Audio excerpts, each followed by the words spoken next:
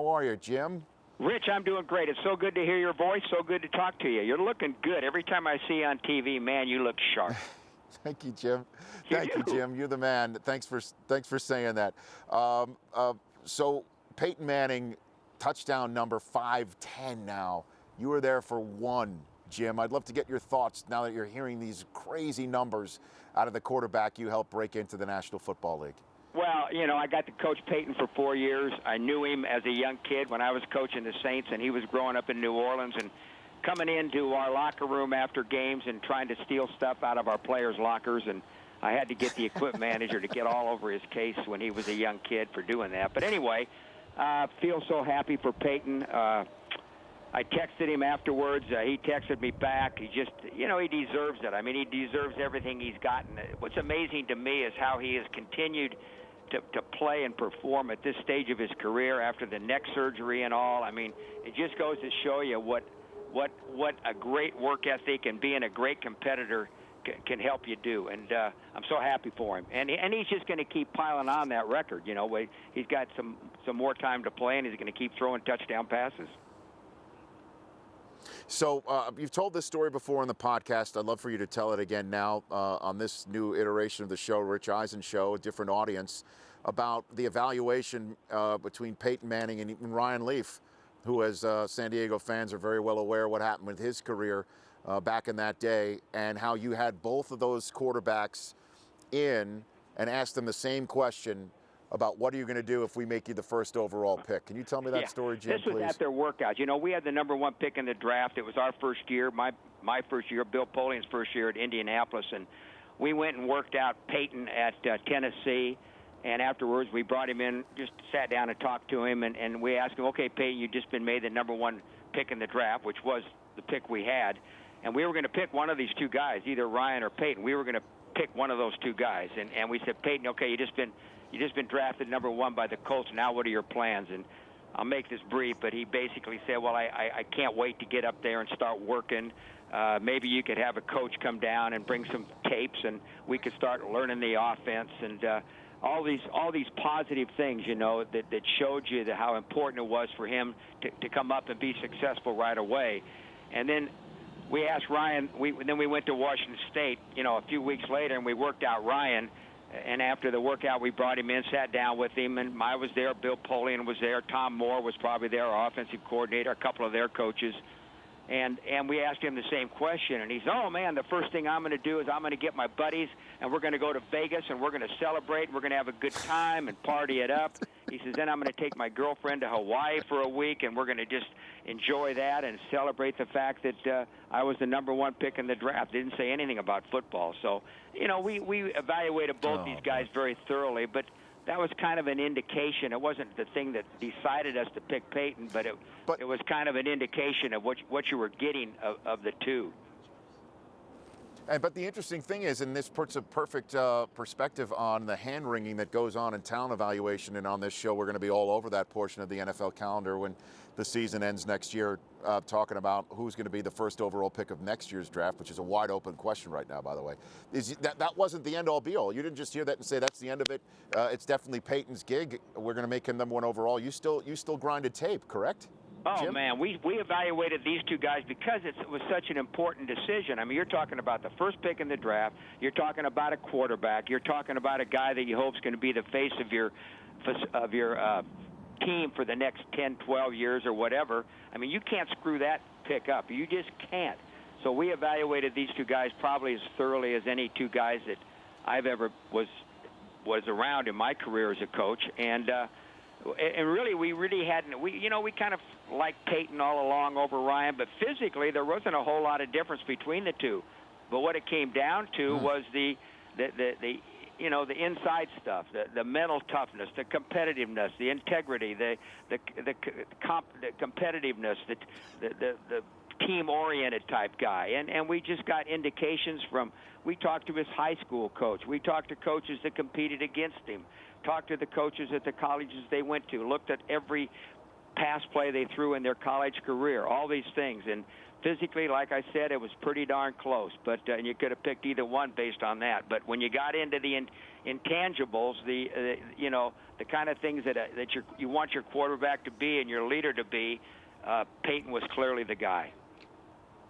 And interestingly enough, Jim, Marshall, who was the running back at the time, Marshall Faulk, told me the other day, I did not know this, Bruce Arians, who was the quarterback's coach for Andrew Luck when Andrew arrived in Indianapolis, he was the quarterback's coach on your staff? Yeah. When Peyton arrived? I had Bruce. It's incredible. At my last couple of years at New Orleans, and when I got the Indianapolis job, Bruce was, as I recall, was out of a job. And I really liked him. I mean, I liked him as a guy, and I felt he was a terrific coach. So I offered him the quarterback coaching job. So he was there my first 3 years. Then he went to Tampa, I believe, as a no, I forget. He went somewhere as a coordinator, and he wasn't the coordinator for me. He was just a quarterback coach. But he coached Peyton. He was Peyton's coach Peyton's first 3 years.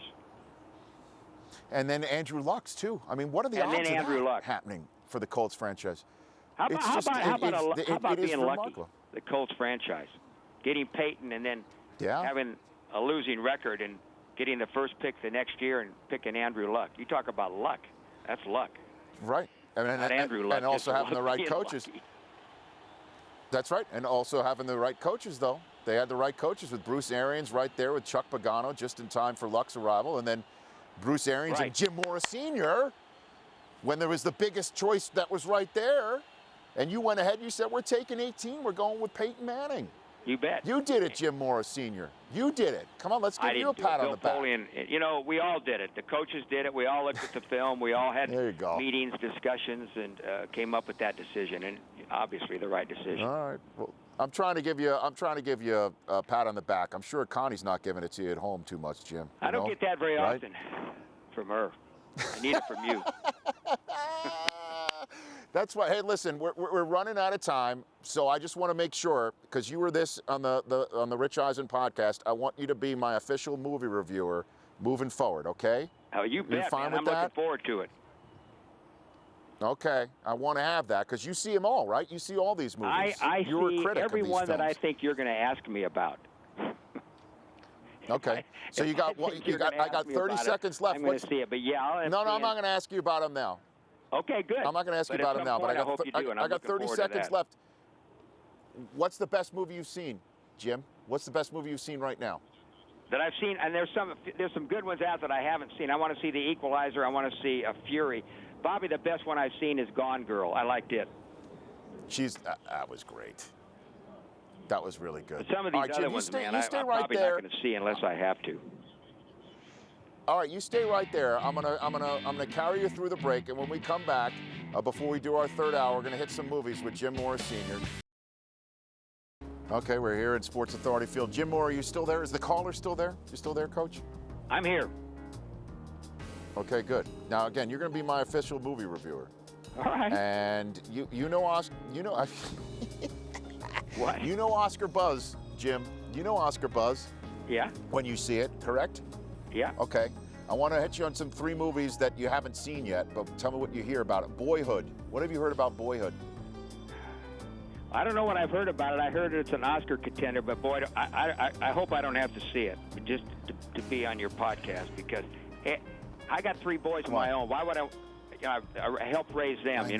I got 7 grandsons. I'm helping to raise them, going to their game. Why would I want to go see a movie about some kid growing up? I mean, it's ridiculous. I don't want to see it. I have no interest in Boyhood. I haven't seen it yet, but I don't want to see it. Jim, I got to tell you, I've heard it's amazing because they, as you point out, it's the same actor. They've shot it over 12 years, and the kid grows up. And I got a 6-year-old and a 3-year-old boy at home and a 1-year-old girl. My wife and I did say that. We're like, we don't want to see somebody grow up. I'm the same way as you. Birdman. What have you heard about Birdman, Jim? Well, I've seen the poster of Birdman, and here's Michael Keaton or whoever it is in the movie. He's got a bird on his head. Yeah, it's Michael Keaton. Yeah. That freaks me out right away. But the last Birdman movie I saw I liked was Birdman of Alcatraz with Burt Lancaster. I like that, but sure. I don't know. I like Michael Keaton as Batman, but as a Birdman, I have no clue what it's about. I don't know. He's about. Doesn't fire me up. He's supposed to be. It's an actor. He's supposed to be great in it, Jim. He's supposed to be great in it. He's a big Steeler fan too, by the way, Michael. Is that right? Well, I'll have to Diehard go see Steeler it then. I mean, I'd rather see that than Boyhood. Boyhood's basically gone out of the theaters. I don't know. I'll probably end up seeing it. But all right, Jim. Thanks for calling in. We're going to call you up as these movies get hotter with more Oscar buzz. Okay. okay, Rich. Good talking to you. The Rich Eisen Show, weekdays at noon Eastern, on Audience.